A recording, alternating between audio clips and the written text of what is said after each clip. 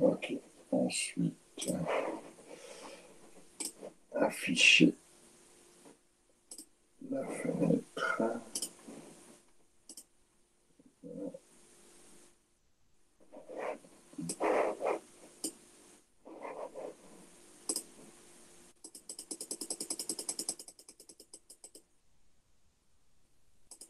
Voilà, je pense que c'est suffisamment grand pour que vous puissiez regarder la situation.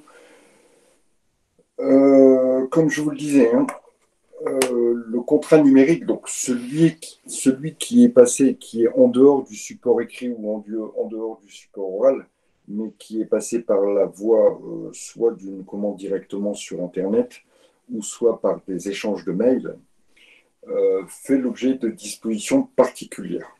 D'accord.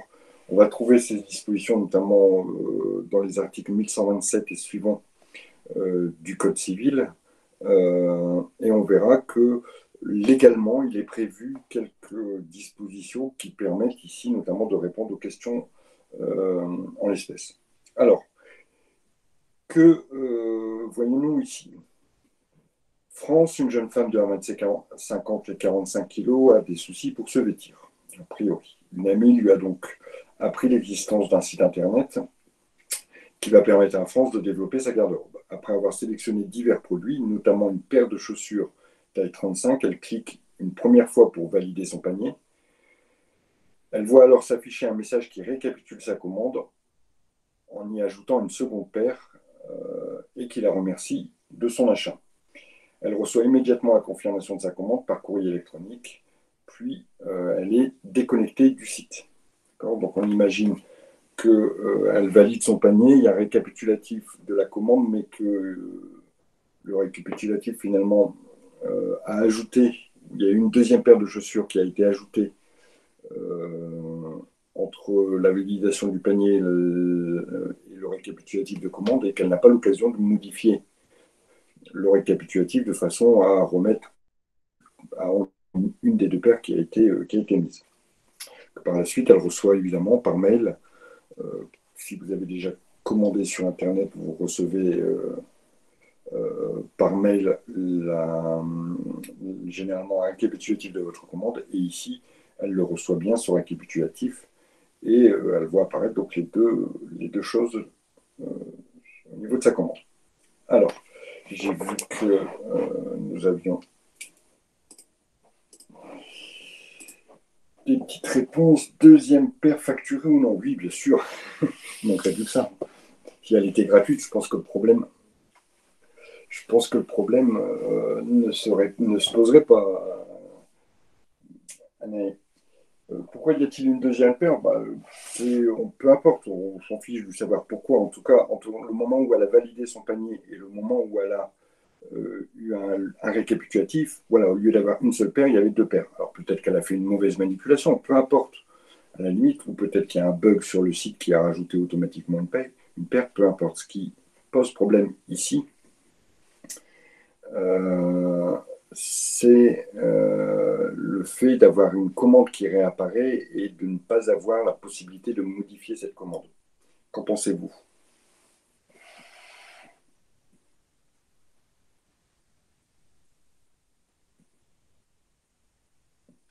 Le consentement,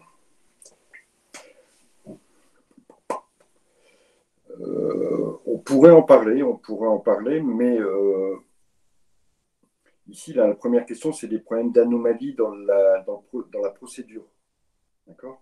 Après, on verra éventuellement dans la deuxième question, Vincent, le problème du consentement. Mais ici, la première question se pose, on vous dit, voilà, est-ce que dans la procédure, est-ce que toutes les étapes ont bien été respectées? Alors, Ophélie nous dit, normalement, on doit pouvoir modifier avant de confirmer sa commande. Il manque cette étape. Alors oui, mais ça ne va pas nous, Vincent, soit le site déconne, soit sinon c'est voulu, ouais, ok.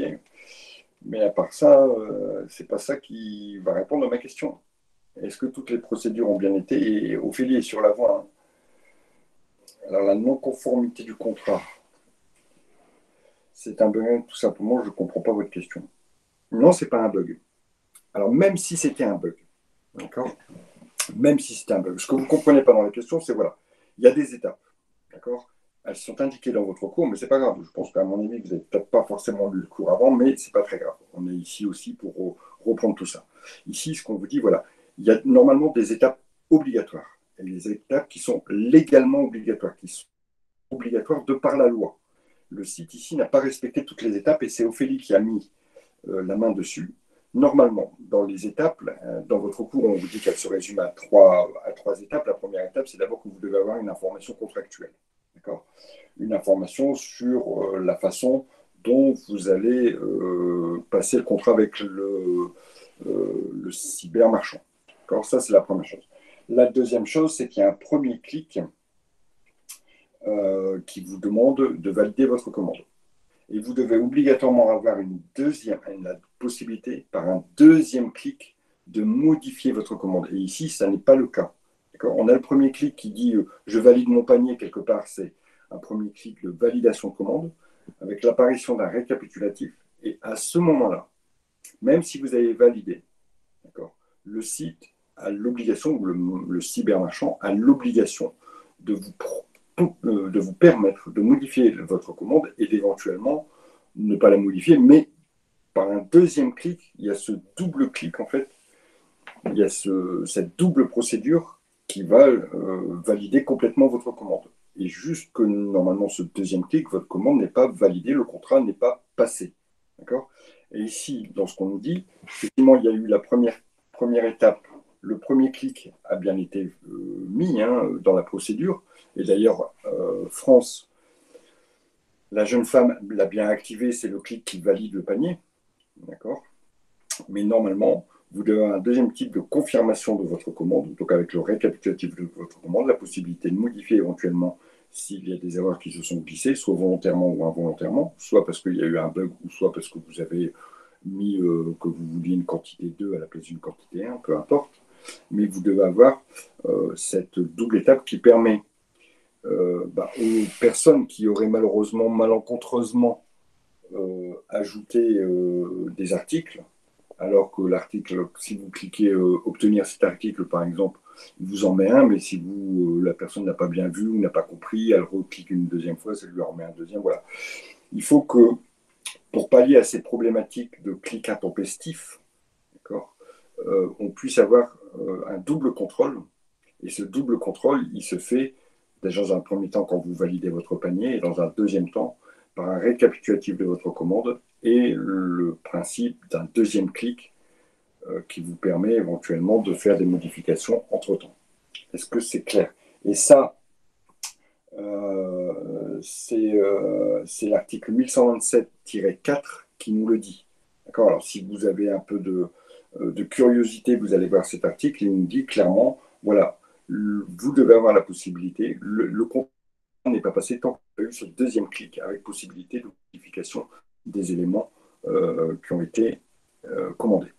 Donc voilà ce que l'on attendait, Lorraine. Voilà ce qu'on attendait, c'était de dire voilà, la procédure a bien été respectée. Et ce qu'on attendait, c'est que vous mettiez le point sur le simple clic pour valider votre commande, alors qu'il faut un double clic, enfin, il faut deux étapes qui vous permettent ici de valider la commande. Est-ce que c'est clair pour tout le monde? Il fallait savoir. Bah oui, bah, on est là pour ça, Vincent. Maintenant, vous le savez. D'accord? Ok, si ça c'est clair, on va passer à la deuxième question. La deuxième question qui nous dit, voilà, évidemment, elle ne veut pas de la seconde paire de chaussures, bien évidemment. Quel conseil pourriez-vous lui donner? Alors, sur quel terrain? Alors, elle pourrait faire le droit de rétractation. C'est pas mal ça, avec renvoi du produit, faire une réclamation aussi. Bon, il y a plusieurs possibilités de voir les choses. Hein. D'accord? Renvoi du produit. Ok, alors, Anne a bien vu une des deux choses sur lesquelles moi j'aurais acté. Hein. Ici, à la limite, trois possibilités. Soit quelque chose je dirais, de moins vindicatif, c'est-à-dire qu'on peut très bien effectivement envoyer un mail au site en lui expliquant la problématique et voir si effectivement le site propose de reprendre la paire de chaussures. D'accord? Donc ça, tout en médiation, je dirais, ou en conciliation. Deuxième possibilité, faire valoir son droit à rétractation, droit qui est valable pour le consommateur pendant 14 jours. Et on va revenir plus en détail sur ce droit à rétractation pour mettre au clair ce qu'il signifie. Ou troisième étape, aller sur le terrain de la formation du contrat en disant que le contrat n'a pas été formé, comme il n'y a pas eu les 2 clics. Alors le contrat n'a pas été formé, et à partir de là, si le contrat n'a pas été formé, il n'y avait pas lieu d'être livré des deux. Là, sur ce plan-là, le contrat n'étant pas formé, elle devra renvoyer les 2 paires de baskets ou les 2 paires de chaussures, puisqu'il n'y a pas eu le contrat. Si on va sur des problèmes de validité du contrat, alors on peut dire aussi qu'il y a eu une erreur, d'accord. Il y a une erreur, elle ne voulait pas commander 2 paires, mais une seule paire. Donc il faudrait démontrer que l'erreur provient d'un problème de procédure sur le site. Et à partir de là, pouvoir éventuellement annuler le contrat, c'est-à-dire renvoyer les 2 baskets ou chaussures contre lesquelles elles seraient remboursées. Après, a priori, cette première procédure de la conciliation, elle est tout à fait valable. Hein. Pas évident qu'on réussisse à avoir des questions ou des réponses à nos mails. Je ne sais pas si vous avez eu déjà l'expérience, mais pour en avoir, moi, fait l'expérience il n'y a pas très longtemps, sur un site internet quelconque, j'ai rendu un produit d'occasion, je n'ai jamais été payé, j'ai interrogé le site 10 fois, je n'ai jamais eu mon règlement. Et j'ai jamais même eu une réponse. Donc c'est compliqué, ça peut être compliqué à mettre en œuvre. La deuxième solution qu'on avait préconisée, c'est-à-dire un défaut de validité du contrat, ça peut être valable, mais ici, ça va demander une procédure, d'accord, et donc des moyens de preuve qui vont peut-être être compliqués à récolter. Par contre, faire valoir son droit à rétractation. Alors, par contre, effectivement, il existe un droit à rétractation. Alors, il est important d'abord de bien situer. Est-il légal de demander un relevé de compte dans ce cas? Attendez, on va y aller étape par étape. D'accord, Anaïs, je vais répondre à toutes vos questions. Je vais vous faire un point précis sur le droit à rétractation. Et puis, s'il y a des choses auxquelles je n'ai pas répondu, vous me poserez la question. D'accord. D'abord, ce droit de rétractation, il n'est valable que pour les ventes sur Internet, ou ce qu'on appelle les ventes à distance, par téléphone, etc. Mais aujourd'hui, ça ne se fait plus trop, les ventes par téléphone. D'accord. Donc, ce droit à rétractation, il n'est valable que pour les ventes à distance. Ce droit à rétractation, il n'est valable qu'entre un professionnel et un particulier, donc un consommateur lambda. On verra que en matière contractuelle, il est super important de faire un état des parties qui sont en présence. C'est-à-dire que si on a affaire à 2 professionnels, ce n'est pas la même chose que si on a affaire à un professionnel et un particulier. Et encore pas la même chose si on a affaire à 2 particuliers. Ici, le droit de rétractation n'est valable que pour les prestations de vente à distance. Donc ici, les ventes sur Internet, ça rentre bien sûr dans ce cadre. 2, que s'il est proposé ou s'il est mis en œuvre par un particulier, d'accord, auprès d'un professionnel. Ça, c'est la première des choses. Il y a 2 conditions qu'il va falloir vérifier. Ici, les 2 conditions, pas de souci, elles sont bien caractérisées. Troisième chose, il faut voir si le produit rentre dans les catégories des produits qui sont éligibles au droit à rétractation. Tous les produits ne sont pas éligibles. Alors, on ne va pas nous rentrer dans les détails, mais il faut savoir, par exemple, des choses très évidentes, d'accord. Un produit qui a une date de consommation dans les 14 jours ne peut pas, bien sûr, bénéficier de cette protection-là. Imaginons, j'achète une place de cinéma pour demain sur Internet. Est-ce que dans 3 jours, je peux faire valoir mon droit à rétractation? Non, ça n'est pas possible. D'accord. Des produits, par exemple, qui pourraient être déballés, je pense aux cosmétiques. Aux cosmétiques avec des opercules de protection. Si l'opercule est ouverte, alors à ce moment-là, le produit ne rentre plus dans la catégorie. Des produits qui pourraient être copiés, je pense à des CD ou des DVD dont le blister aurait été ouvert. D'accord. Donc vous voyez que malgré tout, logiquement et légitimement, certains produits ne rentrent pas dans le cadre ou dans le périmètre de cette protection. Ici, pas de souci.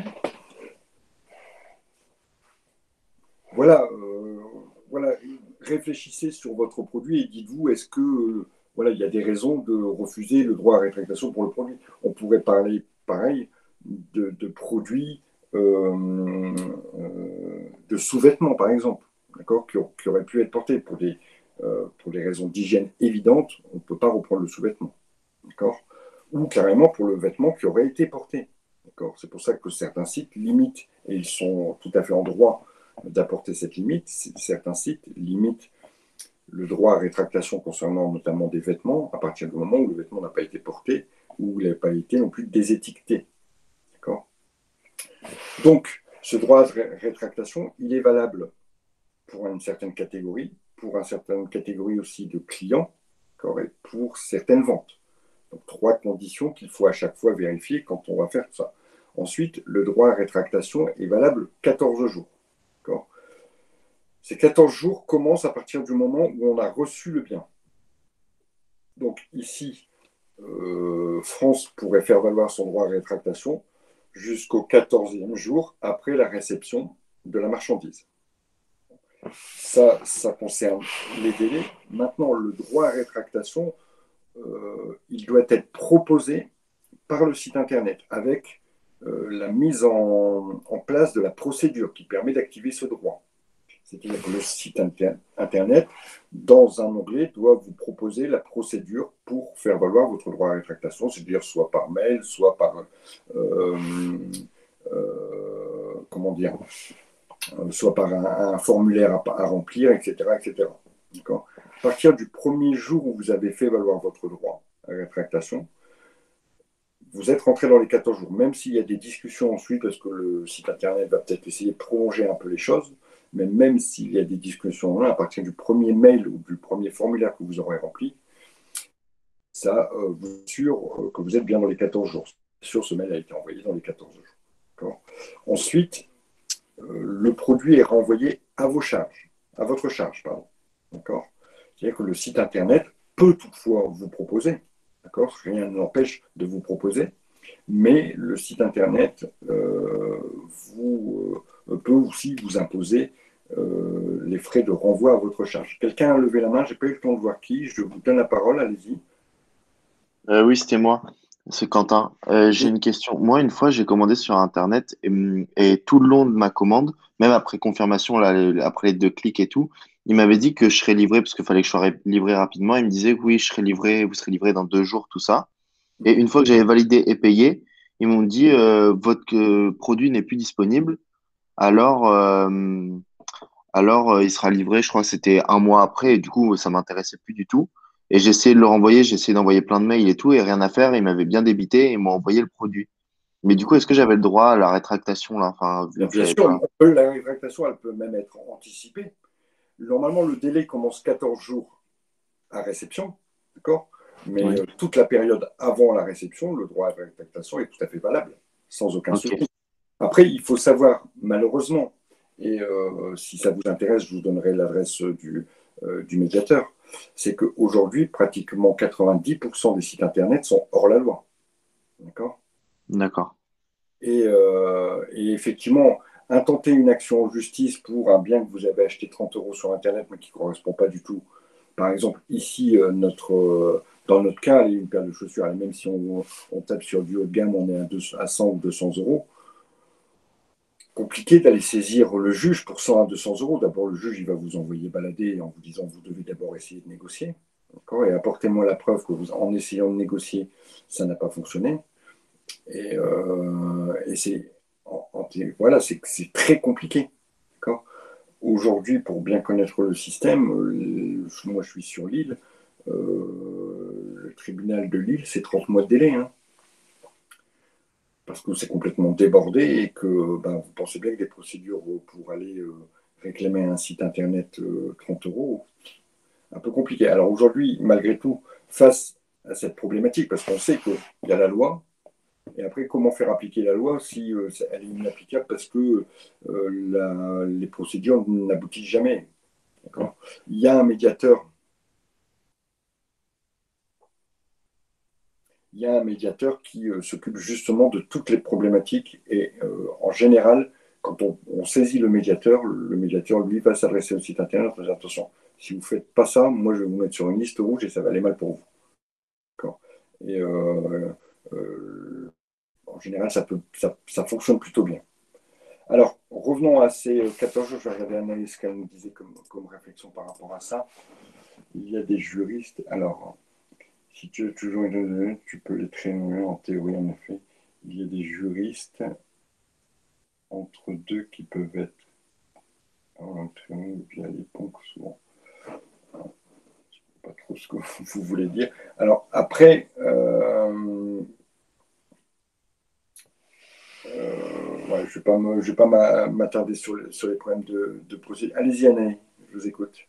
Bah, du coup, là, c'est un cas qui est, on va dire, actuel pour ma part. On a acheté une formation, enfin une inscription. On s'est rétracté dans les moins de 14 jours et du coup, ils refusent de rembourser malgré toutes les preuves, etc. Donc, les banques qu'on a, nous, proposent des juristes qui vont faire ce qu'il faut, en fait, pour nous, pour se faire rembourser, du coup, Alors, avant même de les traîner en justice. bien sûr, alors ça, c'est via vos contrats de protection juridique. C'est vrai que c'est toujours utile de regarder son contrat de protection juridique. En général, on en a tous un avec notre compte en banque ou quelque part. Voilà. Vous savez, on a tous des milliers d'assurances qu'on ne sait pas, d'accord, qu'on ne connaît pas. Et bien souvent, dans vos assurances, ça peut être via votre banque ou l'assurance de votre voiture, hein, peu importe, il y a ce qu'on appelle une protection juridique qui vous permet de faire intervenir l'assurance. C'est ça, voilà. Qui vous permet de faire intervenir l'assurance. D'accord. Et elle, via des juristes et des avocats, va interférer vis-à-vis du site internet, ou en l'occurrence là, via votre problème, votre litige, pour essayer de trouver une solution et éventuellement aller même jusqu'à la procédure. Et en général, ils ont leurs propres avocats ou ils ont des avocats désignés dans le ressort du tribunal de façon à intervenir. Encore faut-il avoir ce contrat de protection et qu'il couvre ce domaine-là. Mais c'est vrai que c'est toujours intéressant de voir ça. Voilà. Alors, on continue là-dessus sur nos 14 jours. Donc, je vous disais qu'a priori, euh, les 14 jours débutaient à compter de la réception, mais effectivement, ils peuvent être aussi avant, hein, il n'y a aucun souci là-dessus. Par contre, quant aux modalités de remboursement, le site Internet a l'obligation de vous rembourser de la même manière dont vous avez payé. Donc, imaginons si vous avez payé par carte bleue, ils vous remboursent sur votre carte bleue. Tout à l'heure, je voyais que vous me disiez, est-ce qu'ils peuvent vous demander un RIB? Non. Sauf s'il y a eu un prélèvement, par exemple. Mais dans ce cas-là, ils ont déjà votre RIB. D'accord. Ils ont l'obligation de vous payer, de vous rembourser tel que vous avez payé. Donc, en général, on paye avec sa carte bleue. Ils ont tout à fait la possibilité de recréditer votre carte bleue sans aucun problème. En général, alors, sauf si vous leur donnez votre accord, si vous dites, comme j'avais eu l'occasion de voir ça, des sites internet proposaient aussi un bon d'achat. D'accord. Si vous donnez votre accord, aucun problème, puisque là, ils vous proposent une autre solution et vous êtes d'accord. Donc, a priori, c'est tout à fait légal. D'accord. Mais si vous n'êtes pas d'accord et que vous estimez vouloir le remboursement tel qu'il a été payé, eh ben, le site internet a l'obligation de créditer votre carte bleue. Il ne peut pas vous demander votre RIB. Ensuite, le site internet doit tout vous rembourser, c'est-à-dire y compris les frais de livraison si vous avez payé des frais de livraison. D'accord. Et dernière chose, alors si ça devait traîner très longtemps, il y a aussi comment dire, des pénalités pour que. Alors, je crois que je vais vérifier, mais je crois que c'est sous 10 jours que le remboursement doit avoir lieu.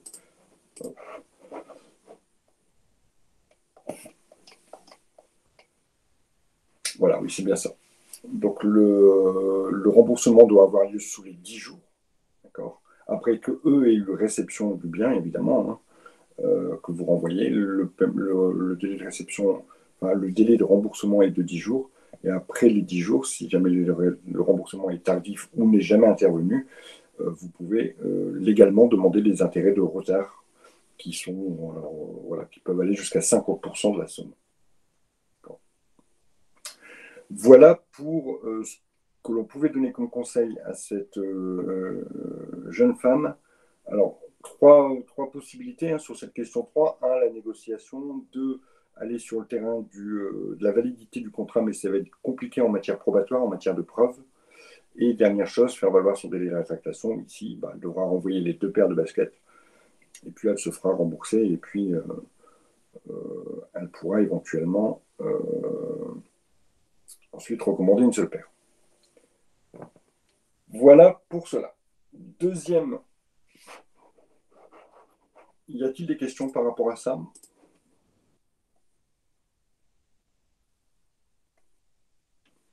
Pas de questions? Alors,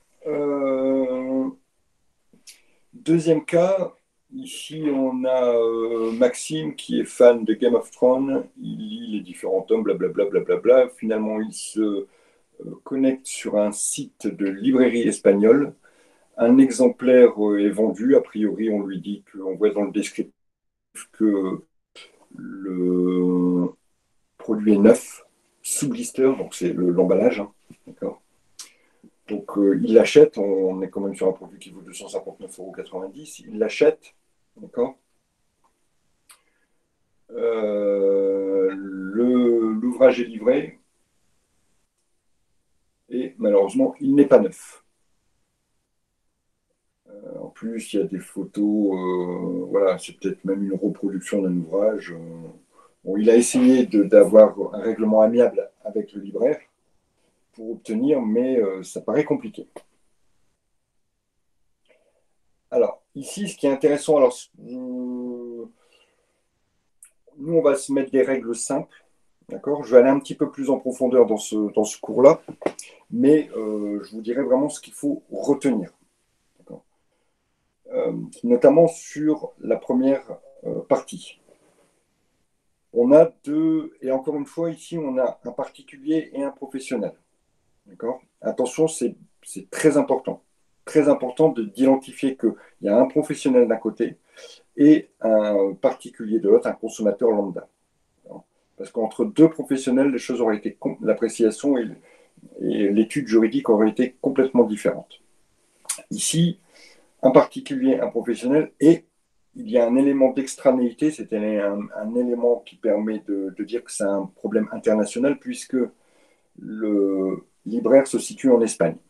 C'est ce qu'on appelle un élément d'extranéité, un élément qui permet de dire qu'on est dans un litige international. Deux choses. D'abord, la compétence juridictionnelle est d'un point de vue territorial, c'est-à-dire aujourd'hui, quel est le tribunal compétent territorialement parlant? Est-ce que c'est un tribunal espagnol ou est-ce que c'est un tribunal français ou un autre? Ici, le libraire prétend que c'est un tribunal espagnol.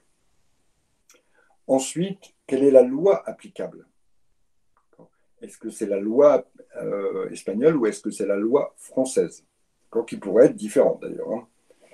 Alors, qu'en pensez-vous? Est-ce que vous avez des idées? Parce que je suppose là qu'on est sur quelque chose d'un petit peu plus haut de gamme en termes d'analyse et en termes de connaissances. Qu'est-ce que vous pensez de cette situation? Alors, je ne sais pas s'il y a des... vous, c'est Paris-Lyon ou c'est province? Je ne sais plus. Bon, si c'est province, peut-être qu'il y a des... c'est province, donc peut-être qu'il y a des Lillois parmi vous. On est à 5 km de la Belgique, d'accord? Il est sûr que certains d'entre vous ont déjà fait des achats en Belgique. Alors, on ne serait pas sur des achats par Internet, mais on voit que les problèmes internationaux peuvent être très rapides à partir du moment où on est dans des régions frontalières. Alors ici, on va d'abord parler du tribunal qui est compétent. Quel est le tribunal qui est compétent? Je vais vous faire deux choses. Et je vais d'abord vous évacuer la problématique des professionnels entre eux. D'accord? Les professionnels entre eux. Et peut-être que vous, demain, vous serez... voilà. Imaginons que vous êtes diététicienne et que vous êtes installée et que vous revendez des produits d'un fournisseur, en même temps que votre activité diététique, que vous revendez des produits d'un fournisseur qui vient de Bordeaux. Vous êtes, vous, situé à Paris ou à Lille, et vous revendez des produits d'un fournisseur qui est à Bordeaux. En général, dans les contrats qui lient deux professionnels, en France, ou même à l'international, en tout cas dans les contrats qui lient deux professionnels, la compétence juridictionnelle, c'est-à-dire quel est le tribunal qui devra être saisi s'il y a un litige entre nous, territorialement parlant, sera toujours indiqué dans le contrat. C'est pratiquement toujours le cas. Ça permet aux professionnels de pouvoir choisir la juridiction qui sera compétente. C'est-à-dire que si vous êtes à Lille et que votre fournisseur est à Bordeaux et que c'est lui qui a imposé sa règle, c'est-à-dire que vous n'avez rien dit quand vous avez lu ses conditions générales de vente, et que dans ces conditions générales de vente, il vous indique qu'il y a une clause qu'on appelle une clause d'attribution de compétences ou d'attribution juridictionnelle. Il vous dit que dans tous les cas, ce sera toujours le tribunal de Bordeaux qui sera compétent pour juger des litiges. Et ben, vous êtes grillé. Si jamais vous avez un problème de livraison, il faudra saisir et que vous n'arrivez pas à le régler par une forme amiable, il faudra obligatoirement aller au tribunal de Bordeaux. Et c'est un peu plus embêtant quand on est à Paris ou quand on est à Lille. D'accord ? Donc, entre professionnels, généralement, les clauses, il y a toujours dans les contrats une clause attributive de compétence qui permet de désigner un tribunal compétent. D'accord ? Alors, maintenant, entre particuliers, entre un professionnel et un particulier, ce type de clause est interdit. Et il faut savoir aussi dans votre raisonnement, si vous devez être confronté à une telle situation, il faut savoir dans votre raisonnement que le consommateur est protégé par la loi.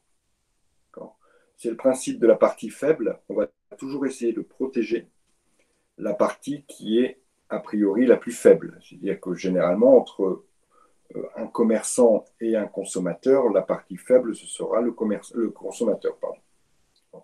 Donc, d'après ce que je vous dis ici, ça ne va pas être très compliqué de savoir quel tribunal va être compétent. Sur cette base-là, effectivement, Ophélie, vous avez raison, le tribunal compétent, que ce soit dans un litige franco-français, donc ce qu'on a dit, on dit en droit interne, ou que ce soit dans un litige avec un élément d'extranéité qui permet de dire que c'est un litige international, le consommateur sera toujours privilégié.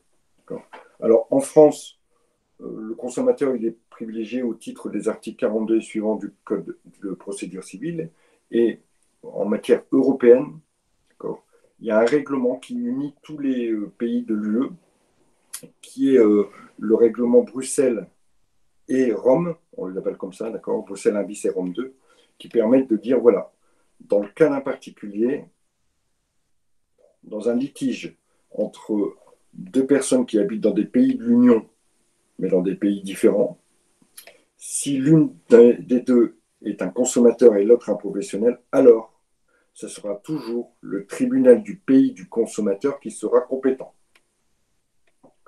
Donc ici, que ce soit en droit interne, oui, voilà, bien sûr, tribunal judiciaire, exactement. Donc que ce soit en droit interne ou que ce soit en droit international, ça sera toujours le tribunal du particulier. Alors, en droit du particulier. Malgré tout, en droit français, il y a une règle aussi qui prévaut, mais il y a des dérogations à cette règle. En droit français, c'est le lieu du défendeur. Donc si c'est ici, imaginons que Maxime, notre Maxime, il est commandé, il est à Paris, il est commandé à Bordeaux. D'accord ? C'est un particulier, c'est un professionnel. A priori, c'est le tribunal de Bordeaux qui serait compétent puisque c'est le tribunal du lieu du défendeur. Mais en matière contractuelle, ce sera le lieu de livraison qui détermine la compétence. Donc encore une fois, ici, Maxime pourrait saisir le tribunal de Paris s'il était de Paris. Alors, ok. En matière internationale, si c'est un particulier, si c'est un consommateur, c'est le pays du consommateur. Donc ici, notre libraire espagnol, il a tout faux en disant que le litige doit être réglé par un tribunal espagnol. Première chose, boum, on vire. Deuxième chose, maintenant concernant le droit applicable. Concernant le droit applicable. Si ça n'était pas un consommateur, et là c'est important, d'accord, si ça n'était pas un consommateur, le droit applicable, c'est le droit du pays du vendeur. Alors, imaginons, vous achetez, vous êtes un professionnel, vous achetez à un autre professionnel qui se situe en Allemagne ou au fin fond de l'Italie. Vous avez un litige, le droit qui sera applicable, ça ne sera pas le droit français, ça sera le droit espagnol, italien, je ne sais plus ce que j'avais pris comme exemple, d'ailleurs, allemand. Donc le droit applicable, les règles qui vont régir votre litige, ce seront les règles du pays du vendeur. Mais ça, ce sont encore une fois des règles applicables entre professionnels. Comme je vous l'ai dit tout à l'heure, dès qu'on a un consommateur dans l'affaire, bien souvent, c'est lui qui est privilégié. Et encore une fois, ici, ça sera la loi du pays du consommateur qui sera appliquée pour régler le litige. Donc, on va saisir un tribunal français qui va juger avec du droit français. Alors, si c'est vous le professionnel et que vous vendez quelque chose à un Allemand et qu'il y a un problème, voilà, ce sera le droit allemand qui sera valable et ça sera le droit et ça sera un tribunal allemand qui sera valable. Ok. Alors, ça répond à notre première question. D'abord, concernant la compétence territoriale du tribunal et concernant la loi applicable au conflit, quand on est dans des juridictions, dans des litiges internationaux. Et c'est très marrant ces problèmes, justement, où il y a des litiges avec du droit de pays étrangers. Alors, pour vous donner un petit exemple, une petite anecdote, si vous vous mariez à l'étranger, d'accord, on ne sait jamais, vous pouvez très bien aller partir dans un pays quelconque, aux États-Unis, voilà, rencontrer un Français aux États-Unis, okay, et vous marier aux États-Unis. Et malheureusement, le mariage se passe un peu mal.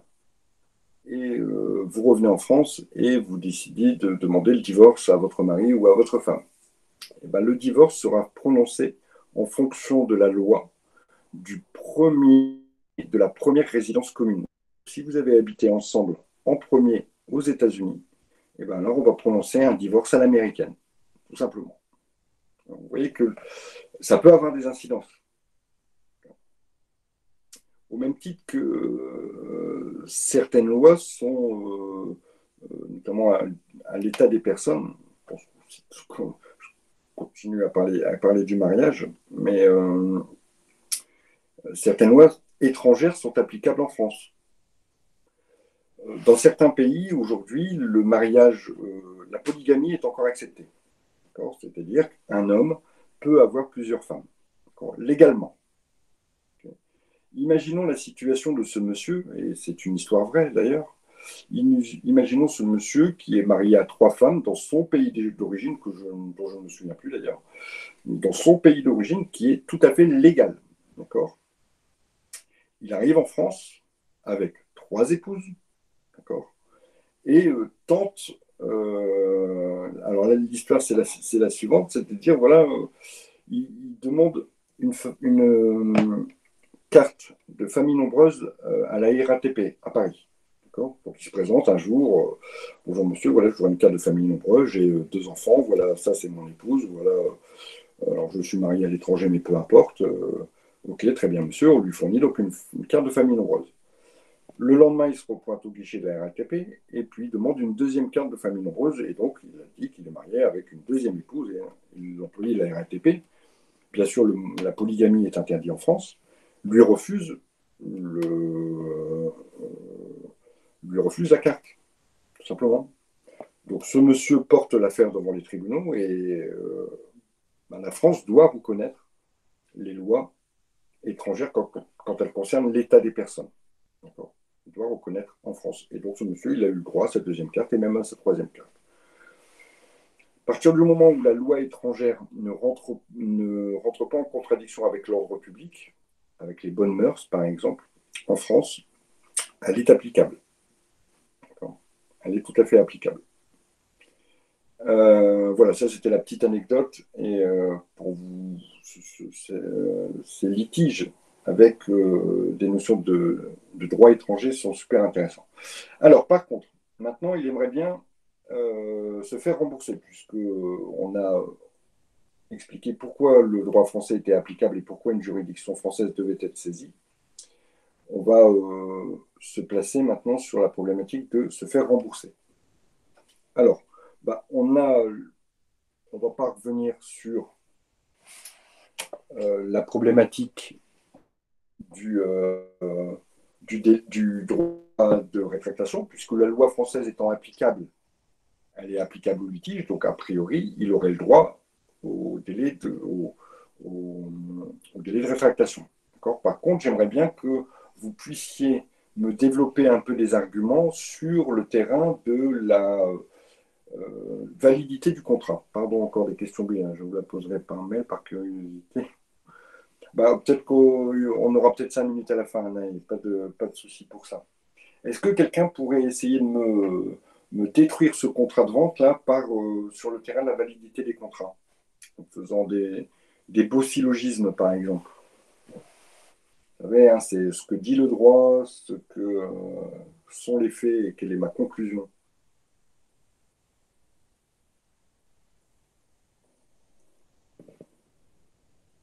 Personne ne veut se lancer, je vais devoir faire encore une fois tout seul.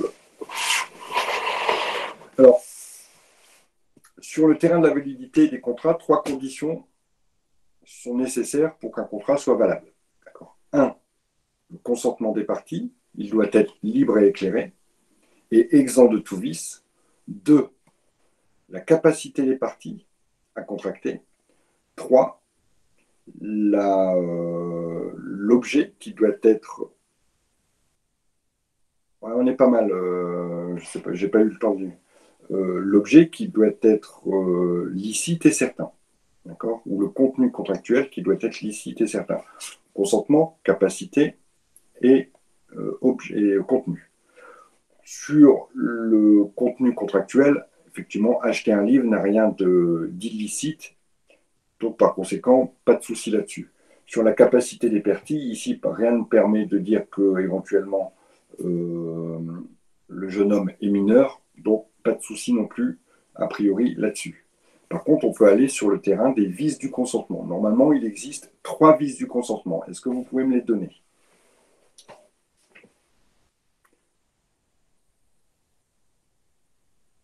Le dol, très bien. L'erreur, très bien. Le troisième?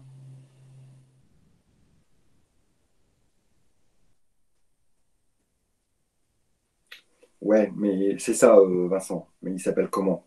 La violence, très bien. Ok, vous devez aller là-dessus. Quelqu'un m'a parlé de la bonne foi. D'accord? Si le vendeur n'est pas de bonne foi, donc le contrat n'est pas respecté. Oui, mais il ne peut pas être annulé, Maxime. D'accord? Le contrat doit être effectivement négocié et être exécuté de bonne foi. D'accord? Mais la bonne foi n'est pas un critère de validité du contrat. Je pense que votre bonne foi, sans de la foi, vous pouvez l'inclure dans votre raisonnement du vice du consentement. Alors, on avait dit, il y a l'erreur, il y a le dol, il y a la violence. On peut clairement écarter la violence, puisque ici, rien ne permet d'aller sur ce terrain-là. Hein, d'accord? Il vous reste l'erreur et le dol. L'erreur, c'est acheter quelque chose en se trompant. Oui, Ophélia, ça marche. Donc, c'est le dol ici qui va rentrer en jeu. Puisqu'on écarte l'erreur, puisqu'ici, il n'a pas fait il n'y a pas une mauvaise représentation de la réalité. Non, lui, il achète quelque chose par rapport à l'annonce. L'annonce est produit neuf. La réalité doit être produit neuf. D'accord? C'est pas sur ce terrain-là, en fait, qu'il faut aller. Et puis, lui, n'a pas commis d'erreur. Par contre, le dol. Qu'est-ce qui définit le dol? Comment on pourrait définir le dol?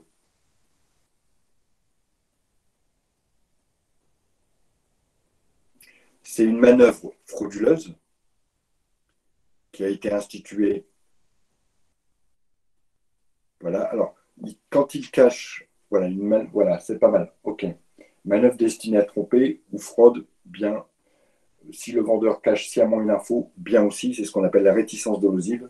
D'accord? C'est aussi du dol. D'accord? Ne pas donner une information. Attention, il faut bien sûr que l'information soit importante. D'accord? Alors que l'on sait qu'elle est déterminante. Okay, c'est une réticence dolosive et effectivement, ça peut caractériser le dol. Ici, vous m'avez dit une manœuvre destinée à tromper, oui. Une fraude, oui. Une manœuvre, on généralement dit une manœuvre frauduleuse, hein, d'accord, qui est destinée à tromper. Il faut aussi qu'elle soit intentionnelle, d'accord, et qu'elle porte sur un élément important. Donc voilà, on sait à peu près, c'est une manœuvre qui doit être intentionnelle et qui doit porter sur un élément important. Voilà comment on détermine le dol. Là, on a donné tout notre droit, on a dit tout ce que l'on savait du droit. On n'a même pas été vraiment dans les détails en écartant la violence, en écartant le contenu illicite et certain, et on a fini par atterrir sur le terrain du dol. Vous voyez, si vous avez une problématique sur la validité des contrats, je vous conseille de virer tout ce qui ne va pas au début, tout ce que vous allez écarter. D'accord? Vous écartez la violence, puisque rien ne permet ici, dans les faits, de caractériser une pression physique ou morale. D'accord? Le contenu illicite et certain ne pose pas non plus de problème, puisqu'ici, on est dans le cadre de l'achat d'un livre. D'accord? Donc, vous éliminez au fur et à mesure pour garder vraiment celui que vous voulez caractériser. Ici, en l'occurrence, c'est le dol. Et le dol, on a vu comment il se caractérisait. D'accord? Manœuvre frauduleuse destinée à tromper l'autre partie sur quelque chose qui est important et qui soit intentionnel. Elle est où là la manœuvre frauduleuse? Maintenant, dans les faits, déterminez-moi la manœuvre frauduleuse. Elle est où?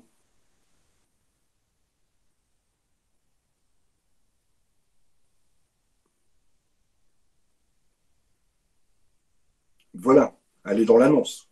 D'accord? Elle est dans l'annonce. Donc, ici, le fait de. Voilà, sous l'intitulé 9. Ici, dans vos faits, vous allez dire voilà, le vendeur a posté une annonce ou a vendu avec telle annonce. Le produit est donné neuf sous blister. D'accord? Donc, clairement, il a menti. D'accord? Il a donné une information délibérément fausse qui va amener Maxime notamment à acheter le livre, parce que lui, il l'achète aussi parce qu'il est neuf, ce livre. Et surtout, il ne l'aurait peut-être pas acheté à 259 € s'il avait su qu'il n'était pas neuf. D'accord? Donc, par conséquent, le contrat peut être annulé sur le fondement du dol, vice du consentement. Vous voyez, toute ma progression, elle est vraiment d'abord de dire tout ce que je sais du droit, d'éliminer ce qui ne m'intéresse pas éventuellement quand il y a beaucoup de choses. J'aurais pu directement aller sur le dol, hein, en disant bien que c'était une des conditions de validité du contrat, que le dol entraîne la nullité du contrat. Maintenant, la nullité du contrat, qu'est-ce qu'elle entraîne? Obligatoirement. Quand un contrat est nul, ce qui est différent que quand un contrat est résolu, d'accord?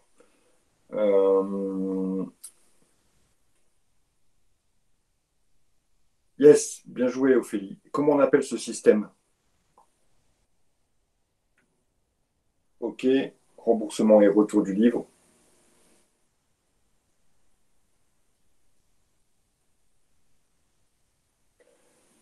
En plus, effectivement, il peut y avoir une demande de dommages et intérêts en vue de dédommager un préjudice. Encore faut-il qu'il y ait préjudice. D'accord? Ici, à part un préjudice moral d'être déçu par. Je vois mal qu'on pourrait demander en plus. Alors, certes, préjudice moral, il peut être là, d'accord, mais je ne pense pas qu'on obtienne beaucoup. Parce que je vous rappelle que quand vous me parlez de dommages et intérêts, c'est pour dédommager un préjudice. Pour qu'il y ait un préjudice au fond. Qui est... Pourquoi on n'irait pas sur la responsabilité contractuelle ici? Les deux types de responsabilités, hein, délictuelle et contractuelle. Ça vous parle, ça, quand on a fait la responsabilité civile? Obligatoirement contractuelle quand il y a un contrat et délictuelle quand il n'y a pas de contrat. Ici, sur quel terrain? Alors, la mise en œuvre des deux responsabilités va être à peu près similaire, hein. L'une, c'est un manquement contractuel, un préjudice et un lien de causalité. L'autre, c'est une faute ou un fait dommageable, un préjudice et un lien de causalité. D'accord? Bon, c'est bien, Ophélie, que vous fassiez une erreur de temps en temps. Le contrat n'a jamais existé, Ophélie, puisqu'on vient de l'annuler. Donc, on ne peut pas aller sur le terrain du contractuel. D'accord? Puisque le contrat qui est entaché de nullité n'est censé n'avoir jamais existé, donc ne peut produire aucun effet. Il va s'en suivre le jeu des rétrocessions, ce qu'on appelle le jeu des rétrocessions, c'est ce que vous m'avez tout à fait dit tout à l'heure, c'est-à-dire on va rendre à chacun les obligations, on va inverser les obligations de chacun, donc Maxime devra renvoyer le livre, alors il pourra peut-être négocier les frais de renvoi, hein, évidemment, et puis le libraire espagnol devra le rembourser. Mais si on voulait aller sur le terrain de la réparation du préjudice qu'aurait subi éventuellement Maxime, on devrait aller obligatoirement sur le terrain de la responsabilité délictuelle et non pas contractuelle, puisque je vous rappelle que vous venez d'annuler le contrat.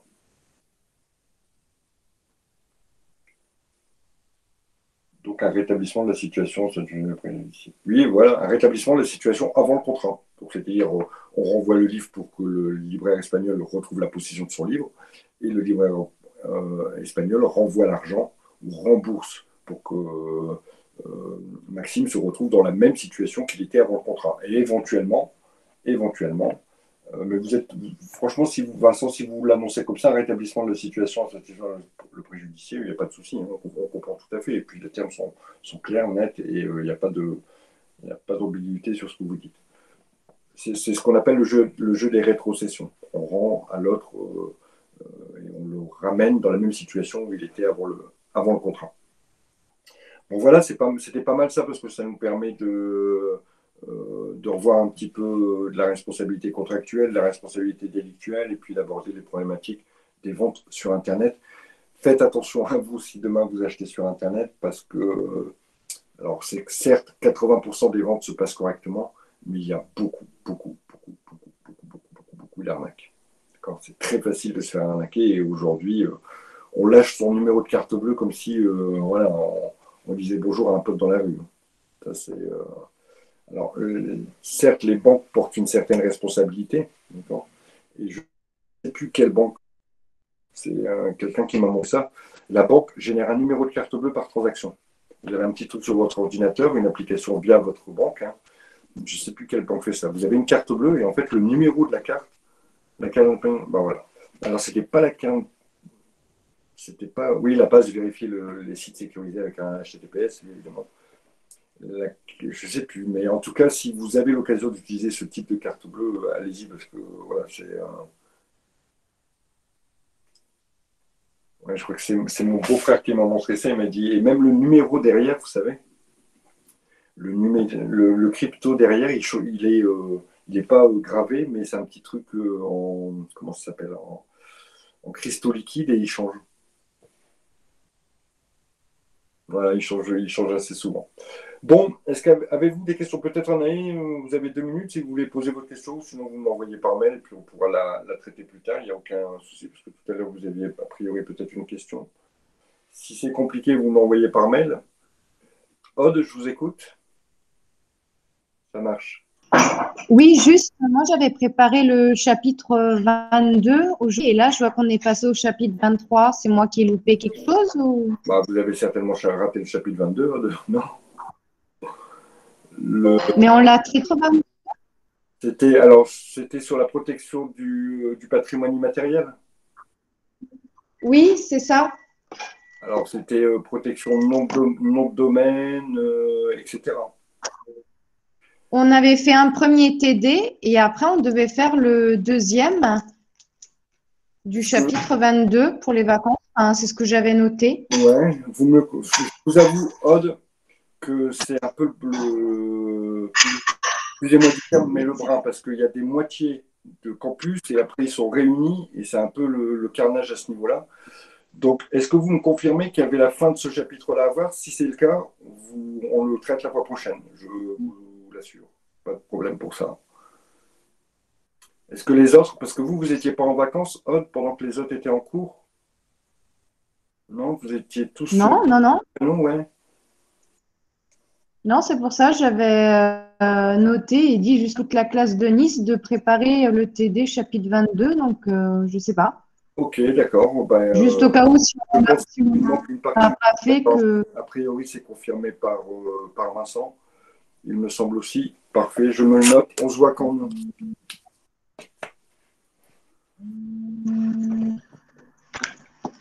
Ok, super. Merci. Prochain cours, on finit ça. Demain soir, donc demain soir, on finit ce. D'accord. D'accord, tout le monde? Voilà. Parfait. Merci. À demain. Ciao.